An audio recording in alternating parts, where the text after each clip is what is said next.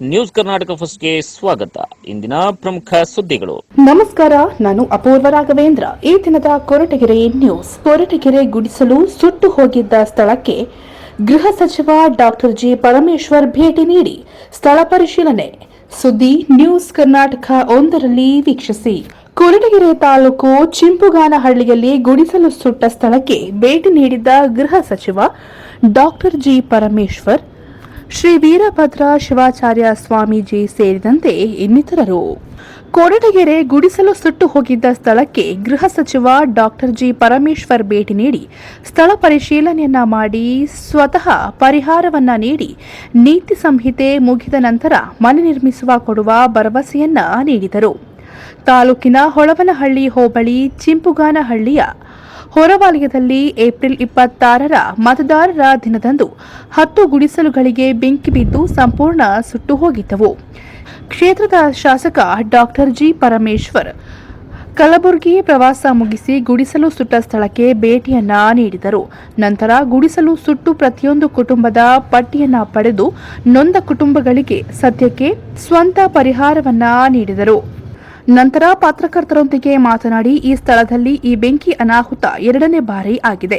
ಮೊದಲ ಬಾರಿಯೂ ಸ್ಥಳಕ್ಕೆ ಭೇಟಿ ನೀಡಿ ಪರಿಶೀಲನೆ ಇವರುಗಳಿಗೆ ಮನೆಯನ್ನ ಕಟ್ಟಿಕೊಡಲು ನಿವೇಶನಗಳನ್ನು ಗುರುತಿಸುವಂತೆ ಅಧಿಕಾರಿಗಳಿಗೆ ಆದೇಶಿಸಿದ್ದೆ. ಗುಡಿಸಲು ಸುಟ್ಟು ಹೋದ ಕುಟುಂಬ ಬಹುತೇಕರು ಪರಿಶಿಷ್ಟ ಜಾತಿ ಮತ್ತು ಹಾವಾಡಿಗ ಕುಟುಂಬಗಳಾಗಿದ್ದಾವೆ. ಈಗ ನಮ್ಮ ಅಧಿಕಾರಿಗಳು ಈ ಗ್ರಾಮಕ್ಕೆ ಹೊಂದಿಕೊಂಡಿರುವ 9 ಎಕರೆ ಸರ್ಕಾರಿ ಜಮೀನನ್ನ ಗುರುತಿಸಿದ್ದಾರೆ. ಚುನಾವಣಾ ನೀತಿ ಸಂಹಿತೆ ಮುಗಿದ ನಂತರ ಈ ಭಾಗದಲ್ಲಿ ಗುಡಿಸಲಿನಲ್ಲಿ ಇರುವ ಕುಟುಂಬಗಳಿಗೆ ಮೊದಲು ನಿವೇಶನಗಳನ್ನು ನೀಡಿ ಆಶ್ರಯ ಯೋಜನೆಗಳಲ್ಲಿ ಮನೆಯನ್ನ ನಿರ್ಮಿಸಿಕೊಡಲಾಗುವುದು. ನಂತರ ಉಳಿದ ನಿವೇಶನಗಳನ್ನು ಗ್ರಾಮದಲ್ಲಿ ಬಡವರನ್ನ ಗುರುತಿಸಿ ನೀಡಲಾಗುವುದು ಎಂದು ಹೇಳಿದರು. ಕ್ಷೇತ್ರಕ್ಕೆ ಸಾವಿರಾರು ಮನೆಗಳನ್ನು ತಂದರೂ ನಮ್ಮಲ್ಲಿ ಅವಿಭಕ್ತ ಕುಟುಂಬಗಳು ಕಡಿಮೆಯಾಗಿ ಎಲ್ಲರೂ ಚಿಕ್ಕ ಚಿಕ್ಕ ಕುಟುಂಬಗಳಾಗಿ ಹೊರಬರುತ್ತಿದ್ದಾರೆ. ಅದಕ್ಕಾಗಿ ನಾವುಗಳು ಕ್ಷೇತ್ರಾದ್ಯಂತ ನಿವೇಶನಗಳನ್ನು ಗುರುತಿಸಿ ಮನೆ ಕಟ್ಟಿಕೊಡುವ ಕೆಲಸವನ್ನ ಮಾಡುತ್ತಾ ಬಂದಿದ್ದೇವೆ.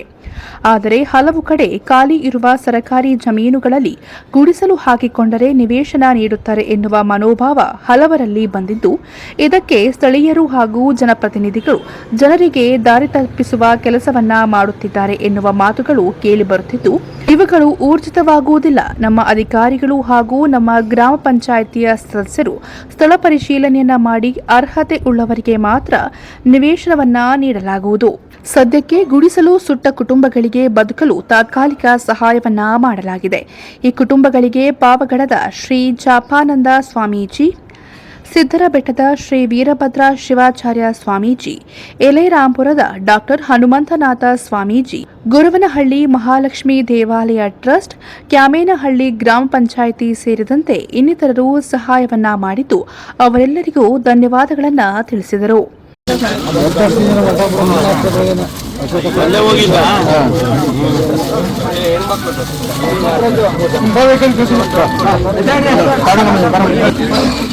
ಬರೀ ಇನ್ಯಾರು ಸಂಭ್ರಮ ಹನುಮಂತರಾಯಪ್ಪ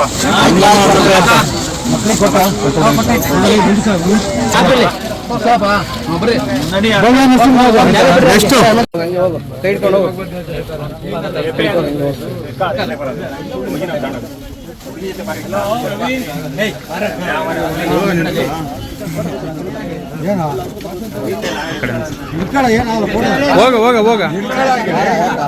ಗುಡಿಸಲುಗಳು ಸುಟ್ಟೋಗಿದ್ದಾವೆ, ಸಂಪೂರ್ಣವಾಗಿ ಸುಟ್ಟೋಗಿದ್ದಾವೆ. ಇದರಲ್ಲಿ ಹೆಚ್ಚು ಜನ ಹಾವಾಡಿಗರು, ಪರಿಶಿಷ್ಟ ಜಾತಿಗೆ ಸೇರಿದಂಥವರು ಇದ್ದಾರೆ. ಕಳೆದ ಬಾರಿಯೂ ಕೂಡ ಇದೇ ಗುಡಿಸಲುಗಳು, ಇದೇ ಸಮುದಾಯದವರು, ಇದೇ ಜನ ತೊಂದರೆಗೆ ಈಡಾಗಿದ್ದರು. ಈಗ ಇವರಿಗೆ ಭಾಳ ವಿಷಾದವನ್ನು ವ್ಯಕ್ತಪಡಿಸ್ತೇನೆ. ಯಾಕೆಂದರೆ ಪದೇ ಪದೇ ಹೀಗೆ ಆಗ್ತಾ ಇದ್ರೆ ಅವ್ರ ಜೀವನನೇ ನಡೆಸೋಕ್ಕಾಗೋದಿಲ್ಲ. ಆದ್ದರಿಂದ ಕಳೆದ ಬಾರಿ ಈ ರೀತಿ ಆದಾಗ ನಾನು ಭೇಟಿ ಕೊಟ್ಟಿದ್ದೆ. ಅವತ್ತು ಸೈಟ್ನ ಮಾಡಿಕೊಡ್ತೀವಿ ಅಂತ ಹೇಳಿ ಎಲ್ಲ ಇಲ್ಲಿ ಸರ್ಕಾರಿ ಜಮೀನು 9 ಎಕರೆ 32 ಕುಂಟೆ ಜಮೀನಿದೆ. ಈ ಸರ್ಕಾರಿ ಜಮೀನಿನಲ್ಲಿ ಅವರಿಗೆ ಬೇಕಾದಷ್ಟು ಜಾಗ ಮಾಡಿಕೊಡ್ಬೋದು, ಸೈಟ್ಗಳು ಮಾಡಿ ಇಂಡಿವಿಜುವಲ್ ಆಗಿ. ಜೊತೆಗೆ ಊರಿನಲ್ಲಿ ಸೈಟ್ಗಳು ಇಲ್ಲದೆ ಇರೋರು ಸುಮಾರು 60-70 ಜನ ಸೈಟ್ ಇಲ್ಲದೆ ಇರೋರು ಕೂಡ ಇದ್ದಾರೆ ಊರಿನಲ್ಲಿ. ಹಾಗಾಗಿ ಅವರು ಇವರು ಎಲ್ಲರಿಗೂ ಸೇರಿ ಎಲ್ಲರಿಗೂ ಸೇರಿ ಇಲ್ಲಿ ಏನು 9 ಎಕರೆ 32 ಗುಂಟೆ ಜಮೀನಿದೆ, ಅದರಲ್ಲಿ ವೆಟರ್ನರಿ ಆಸ್ಪತ್ರೆಗೆ, ಶಾಲೆಗೆ ಅದನ್ನೆಲ್ಲ ವಿಂಗಡಿಸಿ ಒಂದು ಲೇಔಟ್ ಮಾಡಿಸಿ ಅದನ್ನು ಕೊಡೋದಕ್ಕೆ ಏರ್ಪಾಟ್ ಮಾಡ್ತೀನಿ. ಆದಷ್ಟು ಶೀಘ್ರವಾಗಿ ಚುನಾವಣೆ ಮುಗಿದ ತಕ್ಷಣ ಏನು ಇದು ಮಾಡೆಲ್ ಕೋಡ್ ಆಫ್ ಕಾಂಡಕ್ಟ್ ಇದೆ ಅದು ಮುಗಿದ ತಕ್ಷಣ ನಾವು ಇದನ್ನು ಮಾಡಿಕೊಡ್ತೇವೆ. ಮತ್ತು ಮನೆಗಳು ಕೂಡ ಈಗೇನು ನಮ್ಮ ತಾಲೂಕಿಗೆ ಮನೆಗಳು ಬಂದಿದೆ, ಅದರಲ್ಲಿ ಈ ಊರಿಗೆ ಕೆಲವು ಮನೆಗಳನ್ನು ಡೈವರ್ಟ್ ಆದರೂ ಮಾಡಿ ಇಲ್ಲಿಗೆ ಇವರಿಷ್ಟು ಜನರಿಗೆ 21 ಜನರಿಗೆ ಮೊದಲನೇ ಕಂತಲ್ಲಿ ಕೊಡ್ತಕ್ಕಂಥದ್ದು. ಆಮೇಲೆ ಸೈಟ್ ಕೊಡ್ತೀವಿ, ಅಲ್ಲಿ ಯಾರು ಶಕ್ತಿ ಇದೆ ಕಟ್ಕೊಳ್ಳೋದಕ್ಕೆ ಅವ್ರು ಕಟ್ಕೋಬೋದು. ಇಲ್ಲ ಅಂತಂದರೆ ಸರ್ಕಾರದಿಂದ ಯಾವ್ಯಾವ ಸಮುದಾಯಕ್ಕೆ ಸೇರಿರ್ತಾರೆ, ಏಕೆಂದರೆ ಅಂಬೇಡ್ಕರ್ ನಿಗಮದಿಂದ, ಜಗಜೀವನ್ ರಾಮ್ ನಿಗಮದಿಂದ, ವಾಲ್ಮೀಕಿ ನಿಗಮದಿಂದ, ಇದೆಲ್ಲ ಬೇರೆ ಬೇರೆ ಸಮುದಾಯಕ್ಕೆ ನಾವು. ಈ ಸಂದರ್ಭದಲ್ಲಿ ಸಿದ್ದರಬೆಟ್ಟದ ಶ್ರೀ ವೀರಭದ್ರ ಶಿವಾಚಾರ್ಯ ಸ್ವಾಮೀಜಿರವರು ಮಾತನಾಡಿ, ಈ ರೀತಿ ಅವಘಡಗಳು ತುಂಬಾ ದುಃಖವನ್ನ ತರುತ್ತವೆ.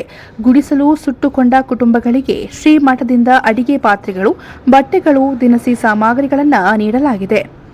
ಈಗಾಗಲೇ ಗೃಹ ಸಚಿವರು ನೊಂದ ಕುಟುಂಬಗಳಿಗೆ ಶೀಘ್ರವಾಗಿ ಮನೆಯನ್ನ ಕಟ್ಟಿಕೊಡುವ ಭರವಸೆಯನ್ನ ನೀಡಿದ್ದು, ನೊಂದವರ ಪರವಾಗಿ ಶ್ರೀಮಠವು ಸದಾ ಇರುತ್ತದೆ ಎಂದು ಹೇಳಿದರು. ಕೃಷ್ಣ ಸೇವಾಶ್ರಮ ಪಾವಗಡ ಅಂದರೆ ಎಲ್ರಿಗೂ ಗೊತ್ತು. 6 ರಾಜ್ಯದಲ್ಲಿ ಕೆಲಸ ಮಾಡ್ತಾ ಇದ್ದೀವಿ, ಒರಿಸ್ಸಾದಿಂದ ಹಿಡಿದು ಕೇರಳವರೆಗೆ. ನನ್ನ ಸ್ನೇಹಿತರು ರವಿಯವರು, ಪುರುಷೋತ್ತಮ್ ಜಿ, ಮೀಡಿಯಾ ಮಾಧ್ಯಮದವರೆಲ್ಲ ಒಂದು ಫೋನ್ ಮಾಡಿದ್ರು, ಸ್ವಾಮೀಜಿ ಹೀಗೆ ಬೆಂಕಿ ಇದಾಗಿದೆ ಅಂತ.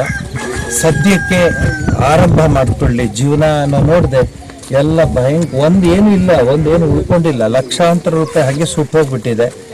ಸೊ ಅವ್ರ ಕಷ್ಟಕ್ಕೆ ಸ್ವಾಮಿ ವಿವೇಕಾನಂದರು ಹೇಳ್ದಂಗೆ ಜೀವನದಲ್ಲಿ ಶಿವನನ್ನು ಕಂಡು ಸೇವೆ ಮಾಡಬೇಕು ಅನ್ನೋ ಭಾವನೆಯಿಂದ ತತ್ಕ್ಷಣಕ್ಕೆ ಬಂದಿದ್ದೀವಿ.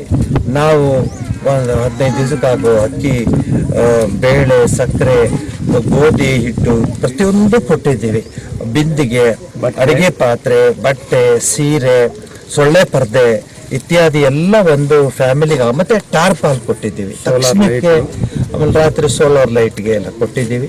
ಇದು ನಾನು ಕೊಡ್ತೀನಿ ಅಂತ ಹೇಳ್ತಾ ಇಲ್ಲ, ಸೇವೆ ಮಾಡೋಕ್ಕೆ ಅವಕಾಶ ಮಾಡಿಕೊಟ್ಟಿರುವಂತಹ ಊರಿನ ಜನಕ್ಕೆ ಹಾಗೆ ಮಾಧ್ಯಮ ಮಿತ್ರರಿಗೆ ನನಗೆ ಬಹಳ ಸಂತೋಷ. ಏನಂದರೆ ಮಾಧ್ಯಮ ಮಿತ್ರರಿಗೆ ಗೊತ್ತು ಯಾರನ್ನು ಕೇಳಿದ್ರೆ ಹೆಂಗೆ ಕೆಲಸ ಆಗ್ತದೆ ಅಂತ. ಮಾಧ್ಯಮ ಮಿತ್ರರಿಗೂ ನಾನು ಧನ್ಯವಾದ ಹೇಳಿ. ಇವತ್ತು ನಮ್ಮ ಕೊರಟಗೆರೆ ತಾಲೂಕಿನ ಚಿಂಪಾಣಿಯಲ್ಲಿರುವಂಥ ಒಂದು ಬೆಂಕಿ ಅನಾಹುತದಿಂದ ಸುಟ್ಟಿರ್ತಕ್ಕಂಥ ಗುಡಿಸಲಿಗೆ ಅನಾಹುತ ಆಗಿರೋ ಸಂದರ್ಭದಲ್ಲಿ ಆ ನೊಂದಂಥ ಸಂತಪ್ತರಿಗೆ ಸಾಂತ್ವನ ಹೇಳಲಿಕ್ಕೆ ಮತ್ತು ಅವರಿಗೆ ಬೇಕಾಗತಕ್ಕಂಥ ಒಂದಷ್ಟು ಪಾತ್ರೆಗಳನ್ನು ಮತ್ತು ಗುಡಿಸಲಿಗೆ ಬೇಕಾಗುವಂಥ ಬಟ್ಟೆಗಳನ್ನು ಕೊಡಲಿಕ್ಕೆ ಇವತ್ತು ಶ್ರೀಮಠದಿಂದ ಎಲ್ಲ ಭಕ್ತರ ಸಹಕಾರಿಗಳಿಗೆ ಆಗಮಿಸಿದ್ದೇವೆ.